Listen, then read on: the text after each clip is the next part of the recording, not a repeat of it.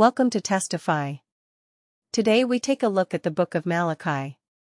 The Book of Malachi takes place about 100 years after the Israelites had returned from Babylonian exile. His message was for the people who had been living in Jerusalem for some time. As we know from Ezra and Nehemiah that the temple was rebuilt a while ago, however, things were not going well. When the first Israelites had returned from exile, hopes were high. They would rebuild their lives and the temple, and all the great promises of the prophets would come true.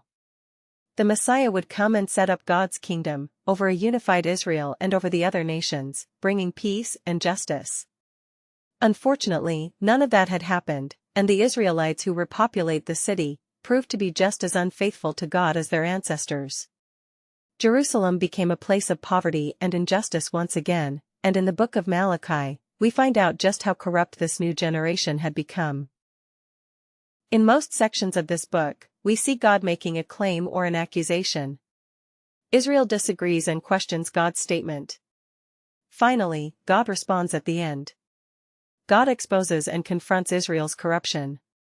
The impression you are left with is that the exile didn't change Israel at all, as their hearts were still hard. Malachi chapter 1-2. Exposing Israel's corruption. The first dispute starts as God says that he still loves his covenant people Israel despite their failures. Israel rudely says, "How have you shown us love?" God reminds them of how he graciously chose the family of Jacob, their ancestor, to become the carrier of God's covenant promises instead of his brother Esau and his family, who eventually came to ruin. Right from the start in this first dispute, Israel is exposed as suspicious, doubting God's faithfulness and love. The second dispute exposes a problem with Israel's second temple. God accuses the people of despising him and defiling the temple, while the people fire back, "How have we despised you?" God responds by focusing on how the people are bringing shameful offerings of sick, blemished animals. It shows that they don't value or honor their God. And the priests are part of the problem too, because they not only tolerate but also participate in these corrupt forms of worship. From the priests to the people, they have proven themselves guilty of disobedience. In the third dispute, God accuses the Israelite men of treachery against him and their wives. God exposes the combination of idolatry and divorce that was taking place. Israelite men were marrying non-Israelites and adopting the worship of their wives' ancestral gods in their homes. Malachi then connects this to a wave of men divorcing their wives without any good reason.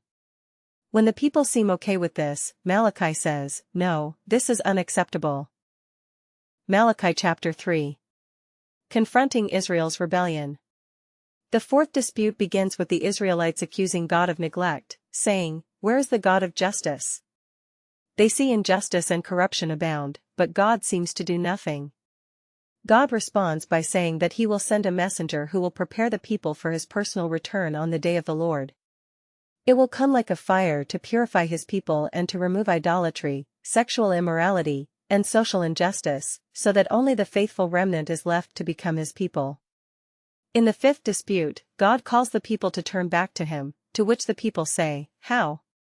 God confronts their selfishness and reminds them that they stopped offering a tithe from their income to the temple. Now, the word tithe just means 1/10, which was supposed to be the amount of their income that was annually donated to support the temple and its priests, a practice that was laid out in the Torah in the book of Leviticus and Deuteronomy. People have neglected this responsibility, and so the temple fell into disrepair. God confronts them, saying that while he wants to bless them with abundance, he will only do so if they are faithful. In the sixth and final dispute, the people accuse God, saying that it is pointless to serve him. They observe wicked, prideful people succeeding in life all the time, but God seems to do nothing about it. The response, for the first time in the book, is not a speech from God, but a short story. It's about the faithful remnant in Israel, who still fear the Lord and love to talk together about how to honor and serve him. God orders that a scroll of remembrance to be written for them, which is the divine gift of the scriptures. Malachi chapter 4. Day of the Lord and conclusion. The conclusion of the book talks about the coming day of the Lord. God has appointed that day of purifying judgment to consume the wicked from among his people, but, as this conclusion adds, there is still a future for the remnant. For them, the day of the Lord isn't a threat but is instead a cause for joy. It will be like the rays of the rising sun, bringing life and healing as well as hope for the future. This conclusion presents the Torah and prophetic scriptures as a divine gift to read, ponder, and pray over. They tell the truth about the human condition as well as our selfishness and sin, but they also announce God's promise that He will one day send a messenger and show up personally to confront evil, restore His people, and bring His healing justice. That future is called Jesus Christ of Nazareth. Hope this study has helped you. Join us for more.